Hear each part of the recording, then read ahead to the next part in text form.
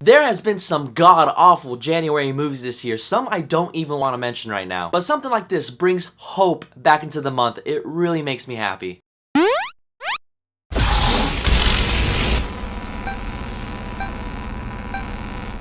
Okay, so Kung Fu Panda 3. So Kung Fu Panda 3 continues the story of the legendary dragon warrior Po the Panda. He's a celebrity amongst China as he defends his village and was even given the opportunity to teach the Kung Fu masters of the Furious Five. Until one day, unexpectedly, his father he never knew comes back into his life and tells him to go back to the secret panda village with him so he can learn this ancient Kung Fu power. But while all that's happening, a former rival of Master Oogway comes back from a place called the Spirit Realm so he can take over all of China, hunting down every single Kung Fu master. Now, as China's in danger of an ancient warrior, Po must gather everything he's learned to teach his newly found family the arts of Kung Fu, while creating a bond he never had with his father. Now, I remember when the first Kung Fu Panda came out, I was literally one of those kids who was like, really? Kung Fu Panda? Pfft. They're running out of ideas. Then I actually watched the movie. Then I learned that there was more to it than Po running around being a bumbling idiot. The first one is probably one of my top 10 favorite animations of all time. The second one was also really good. I was excited to see this new installment to one of my favorite animation series ever. And it turns out I got what I wanted in this new Kung Fu Panda. As you can tell by the intro, I really like this movie. The thing that made the series so great for me is the stunning animation, because just like the previous ones, there's a mixture of two different animation styles. You got the 3D animation style for the modern age, but you also have that really obscure 2D Chinese animation that blends beautifully with the movie. You can't help but sit back and say the animation is pure genius. It's a return to form of what Kung Fu Panda is known for. Visually, it's amazing. When they take the animation for the fight choreography, it's used to its full potential, because you can imagine the animators are like, you know what, let's give something to the audience that they don't see in movies nowadays. It was fast-paced, entertaining, they used punches, kicks, Kung Fu powers for both good side and bad side. There was always a sense of danger. I could say it's honestly better than most choreographed fight scenes that you see in movies nowadays. You will not get bored when you see them throw down. The characters are once again really fun and really enjoyable to watch on screen, still keeping what made this series fun to begin with. Po is still being Po, but I love how his character is always being put in a new position every time we see him in a movie, but this time he's learning to become a Kung Fu teacher. He's still the comic relief of the series, but what brought the heart and soul into this movie is his father, voiced by Bryan Cranston. He does an excellent job portraying this character. Although at times he is the comic relief just like Po, but since he's a figure that Po believed wasn't around anymore, you have those really touching moments in there. This is the third time Kung Fu Panda has tugged at my heartstrings. The voice acting of Jack Black and Bryan Cranston really brought that lost connection of father and son to life. And then we have the villain Kai, voiced by the legendary J.K. Simmons, and this guy is another solid villain in the series. At best though, I say he was good. I don't think he was up to par to, let's say, the first two villains, because